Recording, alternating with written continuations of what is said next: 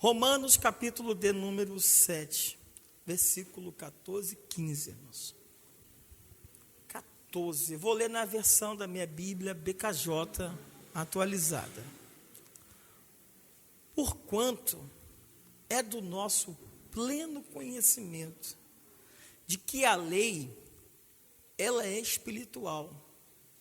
Diga comigo, espiritual. E eu, entretanto, sou limitado pela carne, pois fui vendido como escravo. Diga comigo, fui vendido como escravo. Diga, ao pecado. 15. Pois não compreendo o meu próprio modo de agir, porquanto o que quero isso não pratico. Diga, o que eu quero fazer, não faço. Entretanto, o que detesto, ou traduzindo, o que odeio, o que eu tenho mais raiva, isso eu faço. Ou seja, o que detesto, o que odeio, isso me entrego. Ele está dizendo, me entrego a fazer. Me entrego. 16, ora, e se faço o que não desejo, tenho que admitir que a lei é boa, que no caso a lei espiritual. Nesse sentido, não sou mais eu que determina o meu agir, mas sim o pecado que habita em mim. Somente aqui, por gentileza, alguns minutos, toma o vosso assento.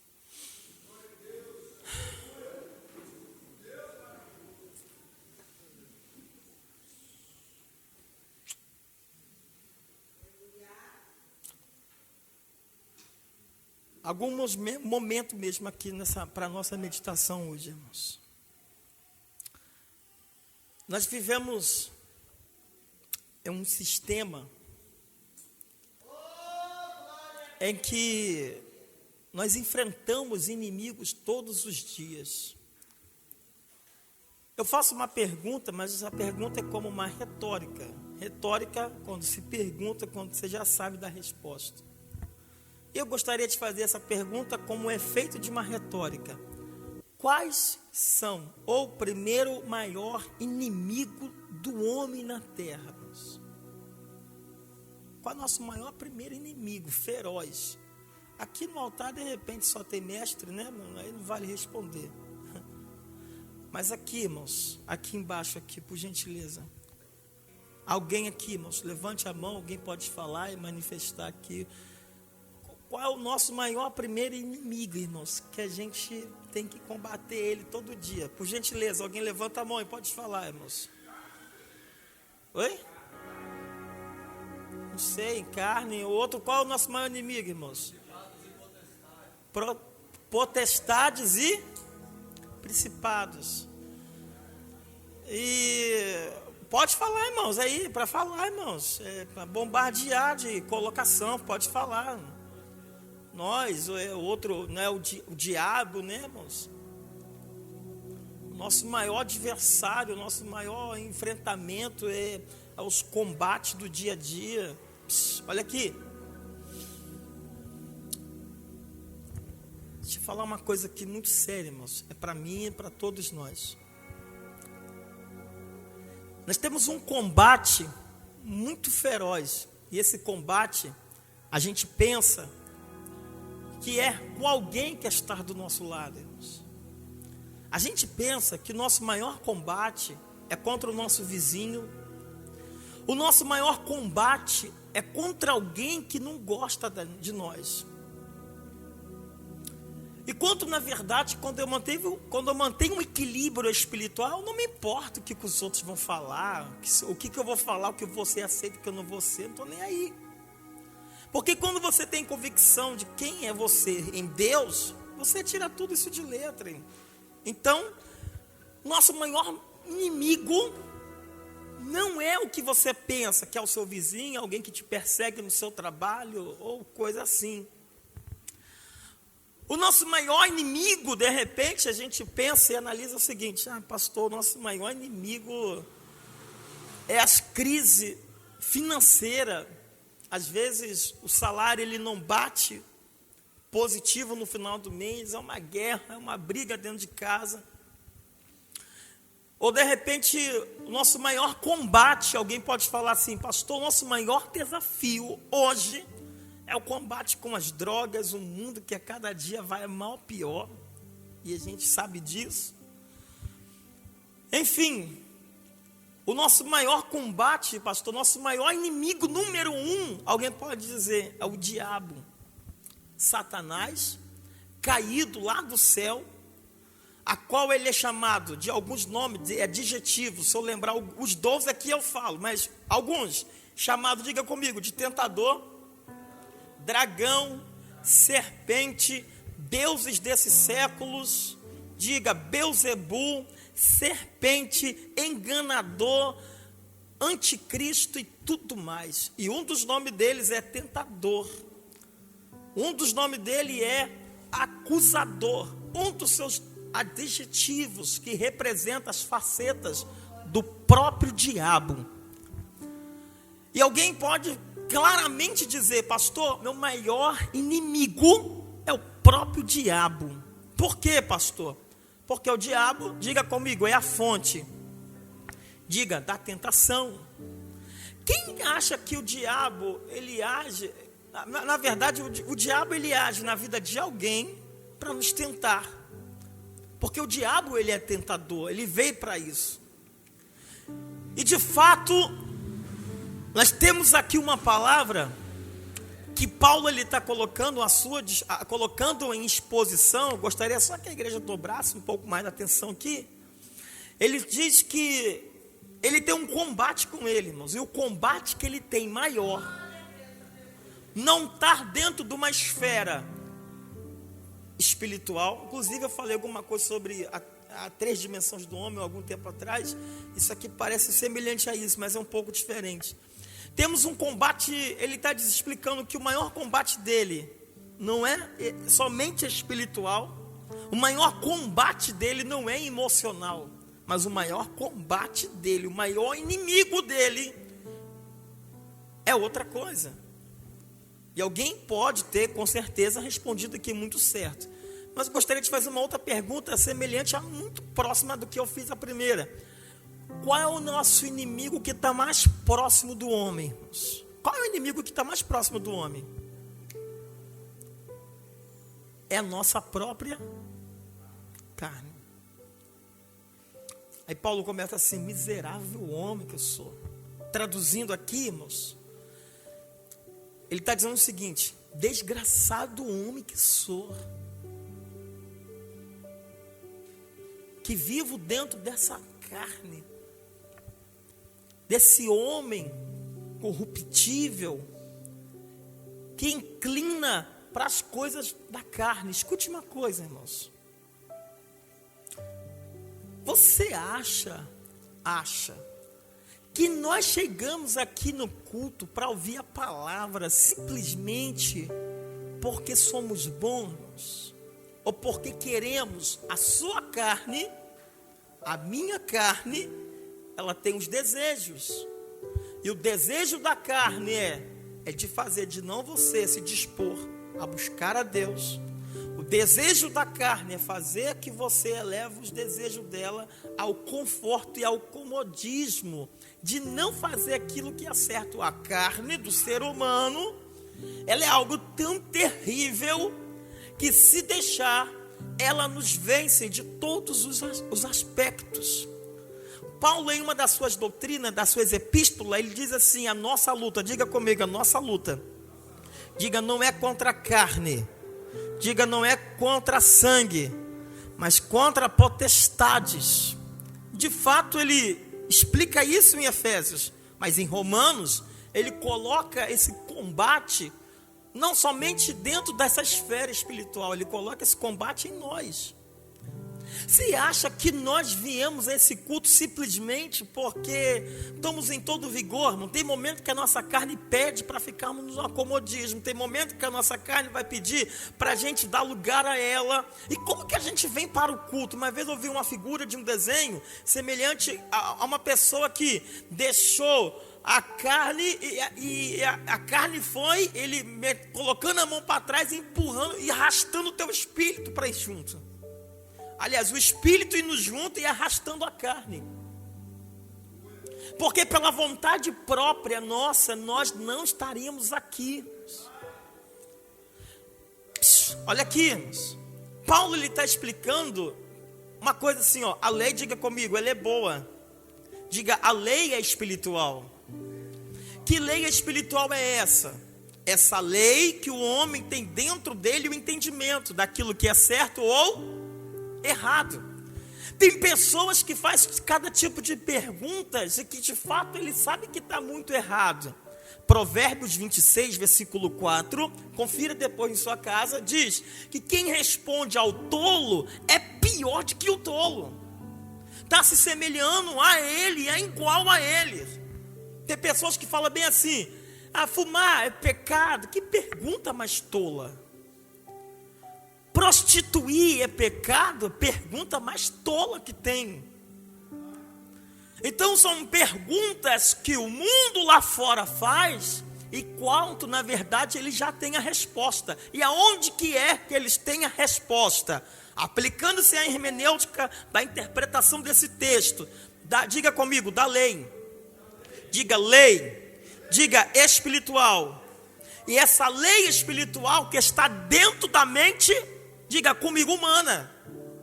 Por mais que ele faz errado ou ela, ele sabe que lá no fim do túnel tem algo acusando lá dentro. Você fez errado. Você deu lugar à carne, você deu lugar ao ódio, você deu lugar ao pecado, você deu lugar para essas coisas ruins. Venha habitar e operar aonde? Na nossa carne. Aí Paulo está colocando uma situação muito séria aqui. Sou um homem vendido sobre o pecado. Sobre o pecado, vendido como escravo. Diga comigo, como escravo. Diga, ao pecado. Escute aqui uma coisa.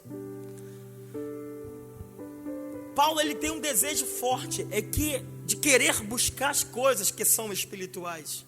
Mas ao mesmo tempo, Paulo ele sofre um combate aonde? Na carne dele. Você acha que é fácil uma pessoa largar, irmãos, o vício?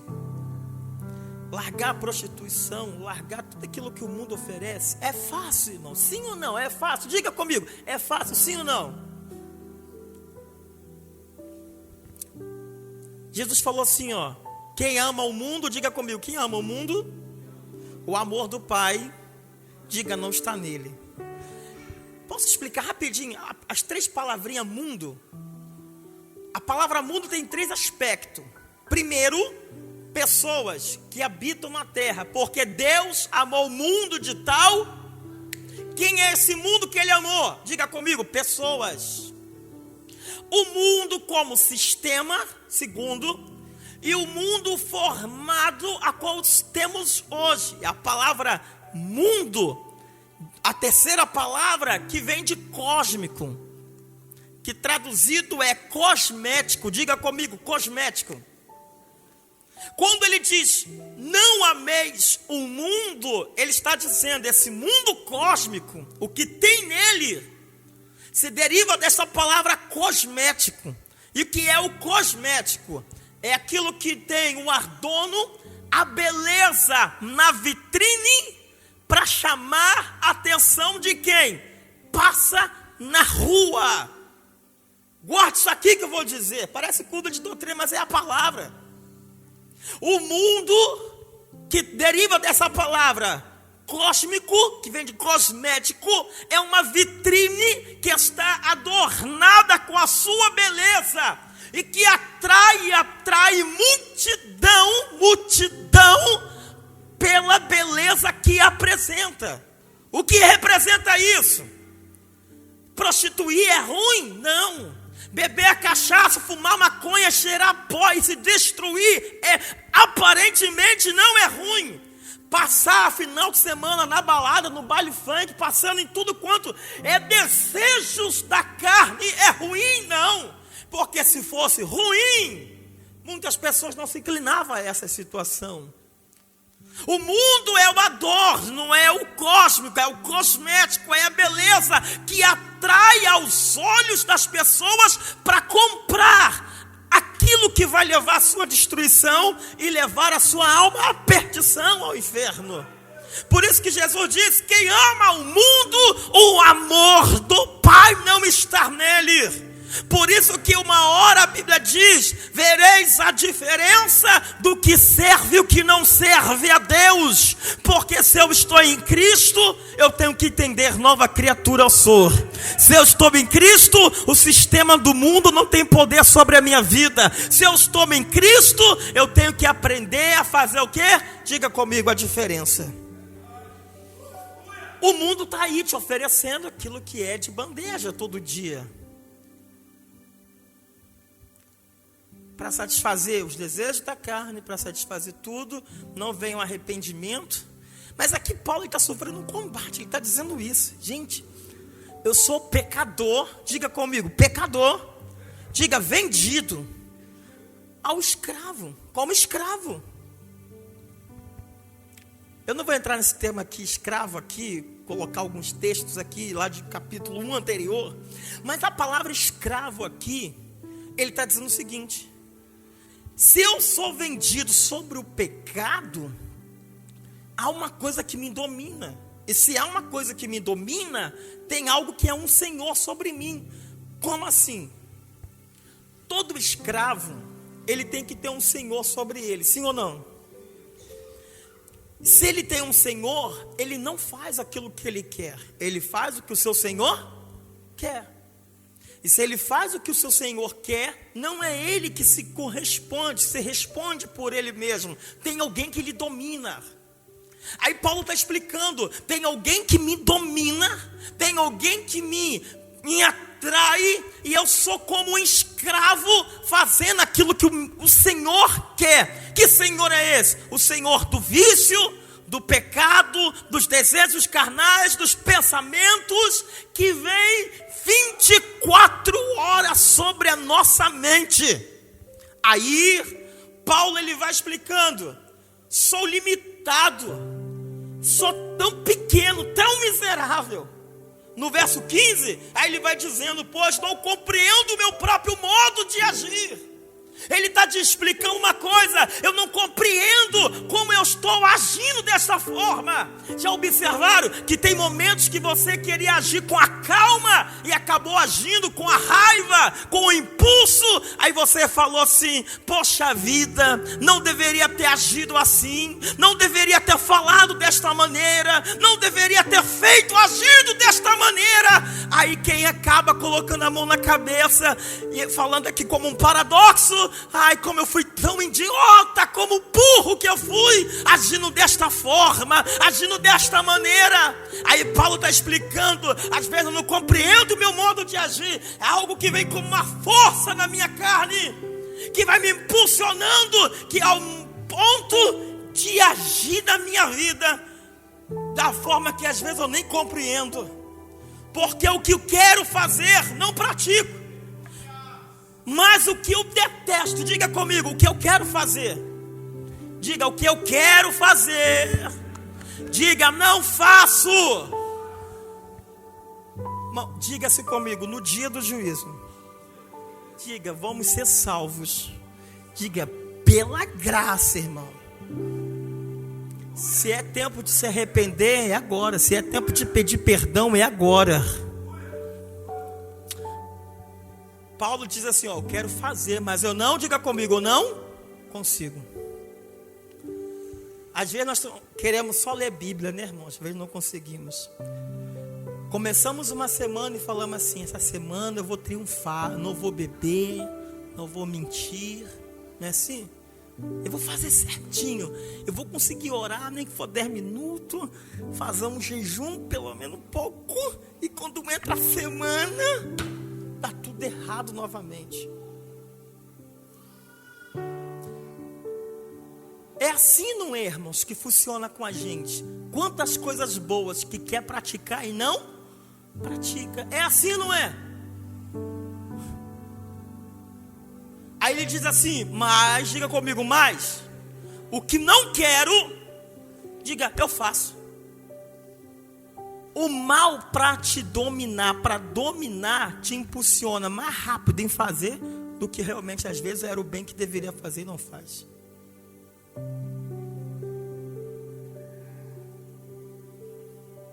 E aí, irmãos, como que fica essa situação? Tem muitas igrejas para tudo quanto é gosto. Gosto de ao ponto de satisfazer as carnes, nas vontades humanas, do que realmente na vontade daquilo que é do Espírito de Deus para as nossas vidas. O que eu detesto, o que eu odeio,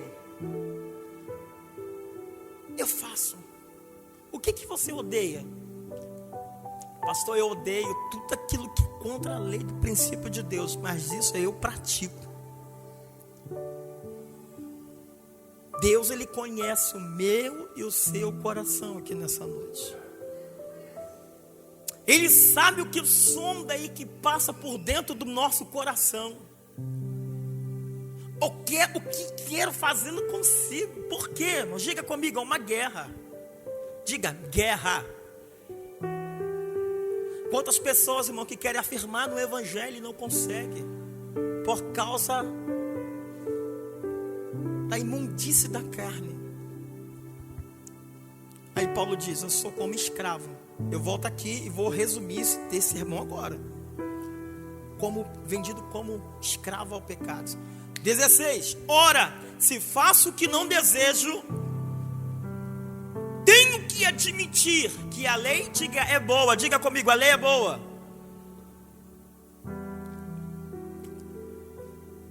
Que lei é essa? Está dizendo para mim, não faz. Mas a gente faz. Não peca. E o corpo e a mente acaba fazendo. A lei está aqui dentro. Não faça isso. Até o ímpio sabe o que é certo e o que é o errado. 17. Nesse sentido, não sou eu, mas o que determina o meu agir, mas sim o pecado que habita em mim. Fechei aqui, não vou pular para o 18 não. E agora? Paulo está numa situação difícil. Ele está se colocando as suas mazelas. Olha aqui, sabe o que é mais difícil para nós? É colocar para fora aquilo que somos.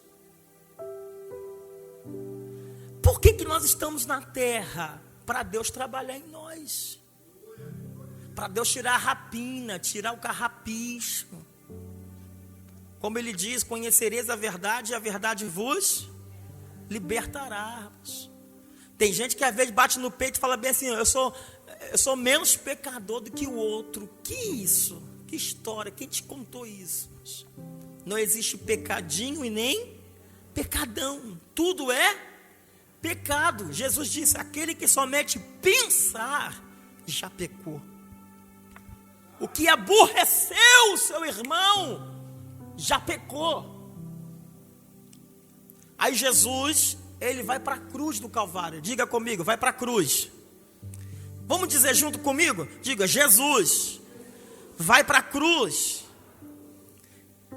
E na cruz do Calvário, ele vai pagar um preço de redenção. Diga comigo, redenção.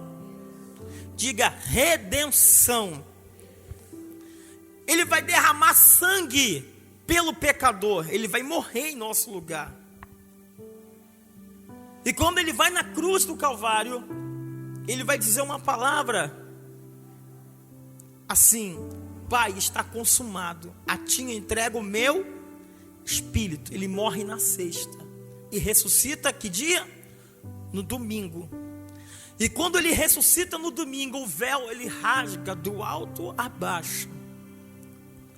E quando ele rasga o véu do alto a baixo, a partir desse momento, ele vai dando para nós um novo acesso. Diretamente a quem? ao próprio Deus. Pastor, e o que era a redenção? Diga-se comigo, o preço para pagar, para libertação, diga, de um escravo.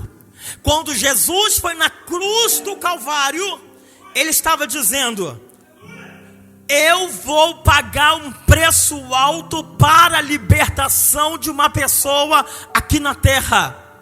Tem até se conta-se uma analogia de uma parábola de um leilão. Quanto você paga por essa alma? A cachaça começou a dizer: eu pago isso. O outro veio e fez o leilão de um preço mais alto. Quanto que você paga? Eu pago X, dou tudo a ele, dou toda a prostituição, a mentira, a lascívia, tudo isso. E foi pagando um preço alto. É um leilão que tem por aí afora, porque um pecado vai chamando o outro pecado. Mas um dia alguém foi na cruz do Calvário e de repente alguém gritou: quem é que paga mais alto pela libertação desse pecador? Aí Jesus: está consumado. Eu parto o martelo, eu compro a partir de hoje o barulho dele e o barulho dela. Ainda que os vossos pecados sejam como carmesim, ainda que os vossos pecados sejam grandes, vermelhos, se tornarão brancos como a lã. Bendito seja o nome do Senhor. Quem está entendendo essa palavra aqui nessa noite? Deixa eu ver. Jesus foi na cruz do Calvário e diz: você não pode, mas eu posso. Vocês não conseguem, mas eu consigo. Vocês não conseguem, mas a partir de hoje o preço será pago para a libertação de um escravo. Por isso que a Bíblia diz: não vivo mais eu, mas Cristo vive em mim, e novidade de vida se faz todos os dias. Jesus tem novidade de vida em nossas vidas aqui nessa noite. Deixa eu ver, irmão. Se Cristo vive em mim, não reina mais eu, mas Ele vive em mim. Se Paulo diz que ele é vendido sobre o pecado ao escravo e Jesus paga um preço na cruz, ele está dizendo: a partir de hoje o teu Senhor não vai ser o cigarro, a partir de hoje o teu Senhor não vai ser a prostituição, nem o jogo de vício e de azar. A partir de hoje o teu Senhor se chamará Jesus de Nazaré, aquele que liberta, aquele que transforma. Quem acredita nisso, irmão? Que Jesus transforma, que liberta, que cura, que lava com teu sangue, batiza no Espírito Santo e leva para o céu. Eu creio que Jesus está voltando, e no céu não vai entrar bagagem, vai entrar lavados e remidos pelo sangue dele. Pastor, então o que eu faço, pastor? Que eu estou sobre essa carne. Dobre o joelho e chama Jesus no canto e diz: Jesus, eu não consigo, mas o Senhor consegue. Senhor, eu não consigo vencer, mas tu pode, porque tu és o caminho, a verdade e a vida aqui nessa noite. Quem crê que Jesus está aqui operando, que Jesus está transformando aqui nessa noite? A Bíblia diz que João, lá no Evangelho de João 1, 29 e 28, o João Batista está batizando. Ele está batizando para cumprir a justiça de Deus, e uma hora ele começa a dizer: eis aí o Cordeiro de Deus que tira o pecado do mundo. Quem pode perdoar pecado, tirar pecado, escrever o nosso nome no livro da vida, se chama Cordeiro de Deus. Cordeiro de Deus aqui nessa noite. Quem crê que o Cordeiro de Deus morreu, ressuscitou e está aqui para perdoar pecado, para nos transformar? É Ele e mais ninguém. Não é pelo teu mérito que você consegue, é por causa de Cristo.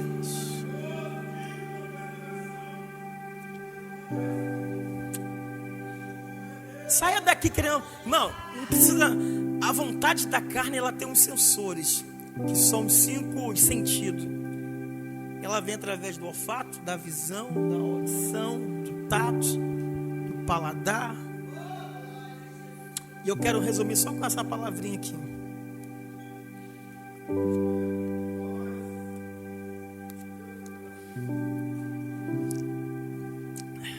Diga-se comigo: quem eu alimentar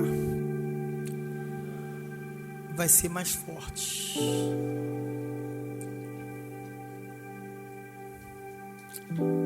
Pastor, quem é mais forte? O pecado ou o Espírito de Deus que quer trabalhar em mim através de Cristo? Quem é mais forte? Quem você alimentar mais. Quem você alimentar, o que vai ser mais forte em tua vida. Por isso que a palavra de Cristo é: arrependa-te quanto há tempo, porque brevemente verei e removerei o seu candeeiro.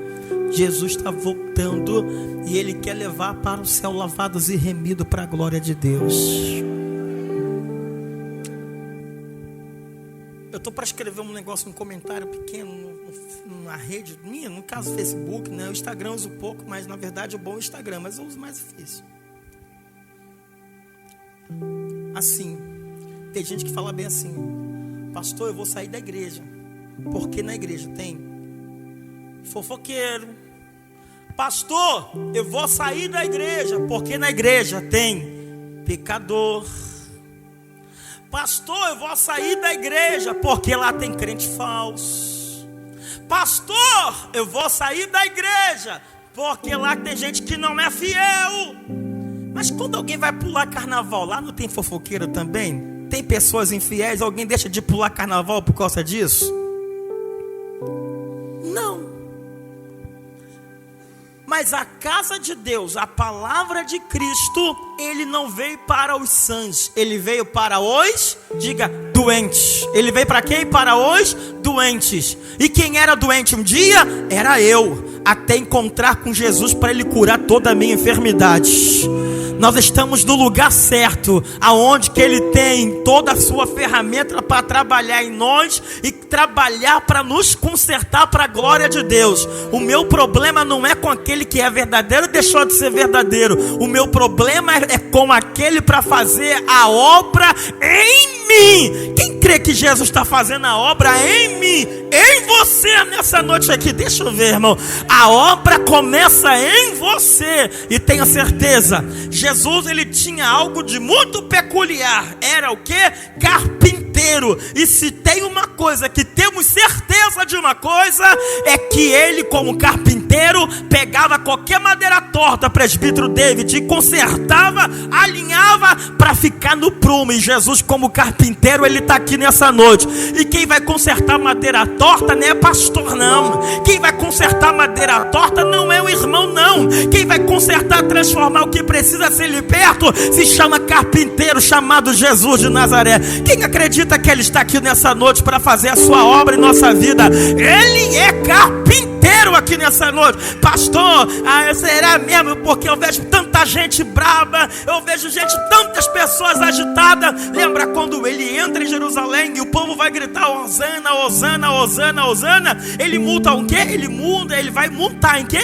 Em um animal que nunca tinha sido multado. E geralmente quem multa, vai multar num animal que nunca foi multado, vai jogar para cima, vai dar coice. Mas ele entra em Jerusalém, vai multar num animal, e ele vai passando nas ruas em Jerusalém, o povo gritou Hosana. Ou seja, aquele animal ficou mansinho. Você não viu o animal dar coice, você não viu o animal pular, porque aonde Jesus chega, ele amansa. Aonde Jesus chega, ele acalma. Aonde Jesus chega, ele transforma.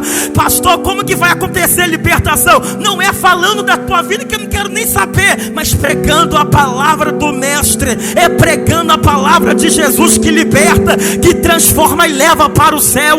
Pastor, quem é que vai fazer a obra em mim? Vai ser o carpinteiro. Jesus que vai fazer a obra em mim é aquele que acalma a tempestade, aquele que faz a obra em qualquer ser humano, se deixarmos isso acontecer em nossas vidas.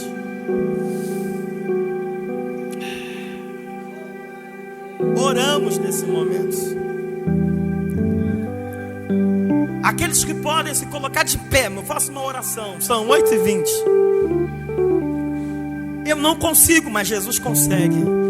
Eu não consigo, mas Jesus pode.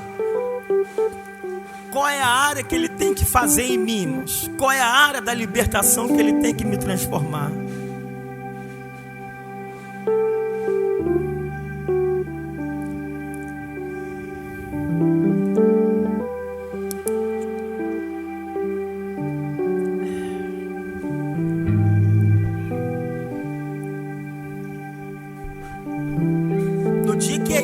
deixar de ter imperfeitos, deixa de ser igreja.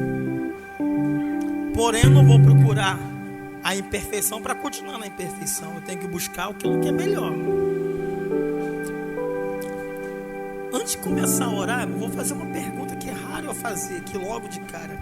Tem alguém para Jesus aqui nessa noite? Eu sei que é difícil, irmão. A carne ela não consegue. Mas Jesus, ele consegue na sua vida. Tem alguém para Jesus aqui nessa noite? Que dá o primeiro passo para ele, o reconciliar com ele. O evangelho foi pregado, irmãos. A palavra de Cristo foi pregada. Dizer nesse dia, nessa noite, que o Senhor vai chamar Cristo na sua vida. Tem alguém para Jesus? Pastor, eu não vou, mas eu sei, eu te compreendo. Eu sei que a nossa carne quer falar mais alto, quer nos paralisar. Jesus está voltando, Ele quer trabalhar em nós. Tem alguém para Cristo? Jesus está voltando. Vem cá.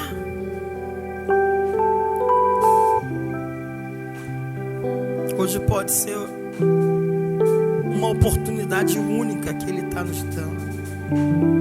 Tu não consegue de você mesmo, mas Jesus consegue trabalhar em você. Cadê você? Não conheço ninguém que entregou um dia a vida para Cristo que Jesus não tivesse libertado. Eu quero orar por você. Entrega o teu caminho ao Senhor.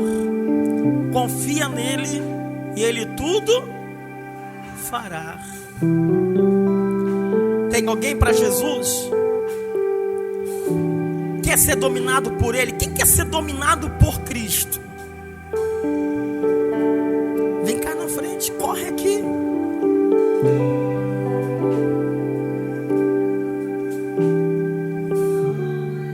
Fecha os olhos nesse momento. Fecha os olhos aí, ora aí, irmãos. Fecha os olhos. Diga, Senhor, eu estou aqui, Jesus. Diga, Deus, eu estou aqui, me ajuda.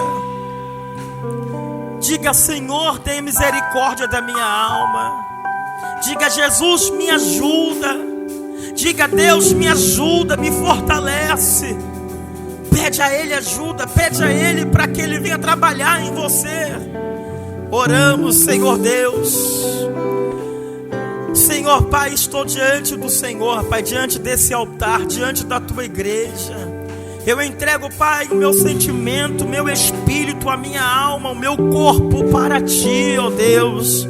Ó Pai, eu sei que é uma guerra, Senhor, que acontece nos sensores exteriores do nosso corpo. Mas enfim, ó Deus, eu lhe peço nesse momento, Pai, venha nos dar força, venha nos fortalecer. Quebra, Pai, todo jugo de Satanás.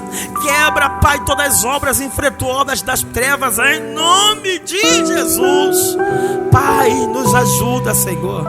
Nos ajuda nessa noite, Pai, fazer a diferença.